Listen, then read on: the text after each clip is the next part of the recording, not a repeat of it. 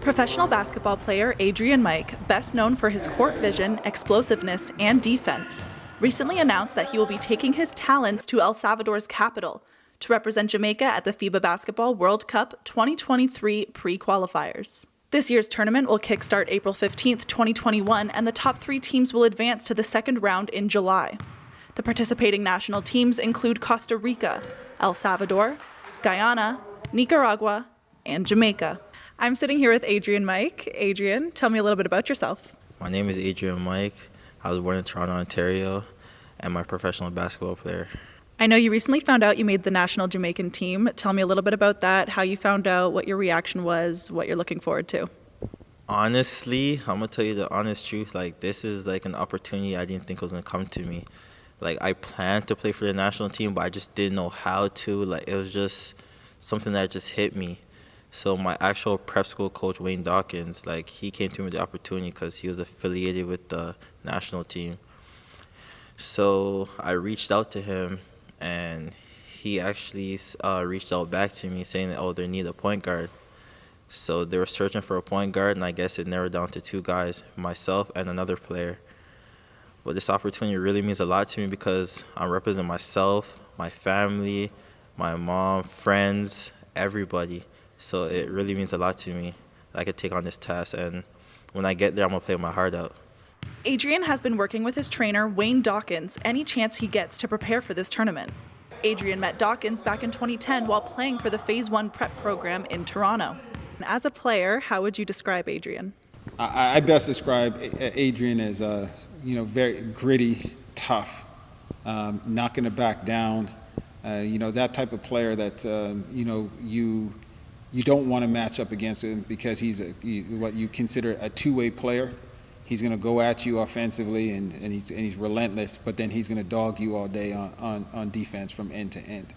How are you and Adrian preparing for the FIBA Basketball World Cup Olympic Pre Qualifiers? I'm helping Adrian prepare in a number of different ways. First of all, with COVID, just navigating how you can even get out of the country and into another country is that's a task in itself. So we've been working together just to navigate that. And then as a player, what we've been focused on is his conditioning and his mobility. Right now, he's already a high-level player. There's not a lot I can do in terms of changing his game between now and then. So the focus is really just putting him through game situations, getting his cardio up, and definitely making sure that his mobility is there where he's got the durability to last, 3-4 days playing, back-to-back games. And he may have to, be called on to do quite a bit in terms of, playing defensively and offensively, logging lots of minutes. So it's about getting his body ready for high-level competition again. Training at a time like this has come with many obstacles. The COVID-19 lockdowns and restrictions have disrupted many regular aspects of life, including sport and physical activity. Every aspect of sport has been affected, from the athlete's physical and mental well-being to training accessibility and opportunity.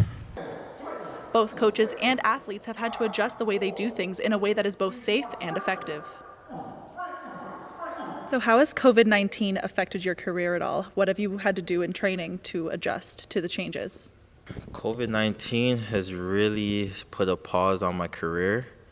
So it's very difficult to get into a gym because of the rules and restrictions, especially in Canada. So I resort to outside training, and I end up having a side hustle, becoming a personal trainer, training people, helping them having a healthy lifestyle.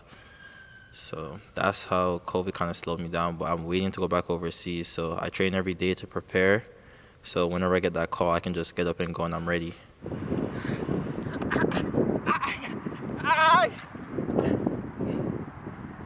Obviously COVID has been something that has affected everyone this year. How has it affected you and your training and your career and the tournament in general? What are the changes you've had to make to adjust? The big thing COVID has done is affected athletes, like Adrian's ability to train. High-end athletes like himself, they're like a Rolls Royce or a Ferrari.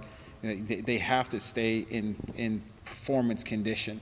When they fall out of performance condition, they play so explosively and at such a high level that they're at high risk of injury. And, that's making a lot of athletes, putting a lot of pressure on athletes to try and stay at a high level without having the access to facilities, competition, their usual training regimen. The other way it's really affected is, different countries have different, rules and regulations when it comes to COVID, and it's making it, literally like jumping through hoops to try and make sure that you're in a position to be able to even travel and meet different countries' needs and requirements. And the last one I'll just mention is really just cost. The cost of everything now is through the roof, because you got to pay for multiple tests. Adrian had to pay for 3 tests. We'll have to pay for 3 tests before he gets on the plane. These are the kind of things that COVID is doing. It's really making it so that you have to really be hungry for this. You have to be willing to persevere, through this time, to be able to go after some of these opportunities.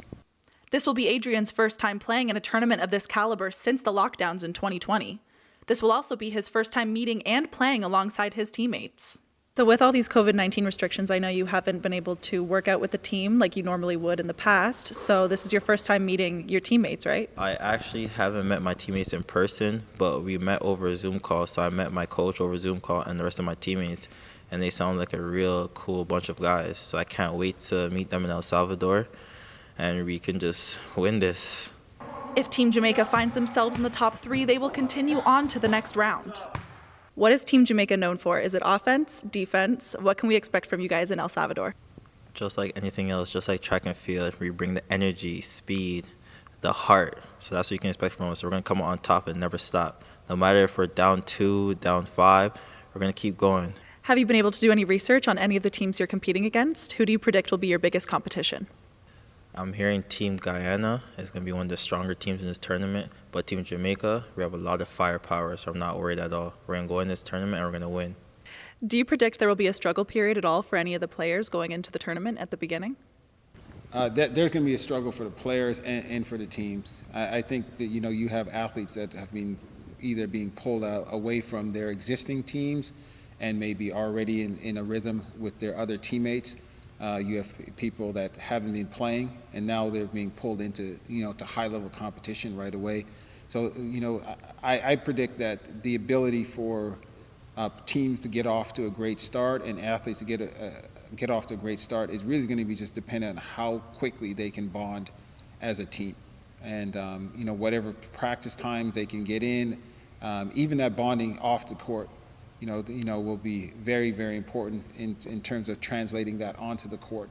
That's going to be I think that's going to be very key. The qualifiers will take place from November 2021 to February 2023, with a total of 80 national teams from the 4 regions of Africa, Americas, Asia and Oceania, and Europe, competing for a spot in the World Cup. The first window of qualification will be played from November 22nd to the 30th of 2021. The FIBA Basketball World Cup 2023 will qualify teams directly for the Paris 2024 Olympic Games, or through 4 FIBA Olympic qualifying tournaments. So good luck, Team Jamaica, and good luck, Adrian. I'm Paige McGowan.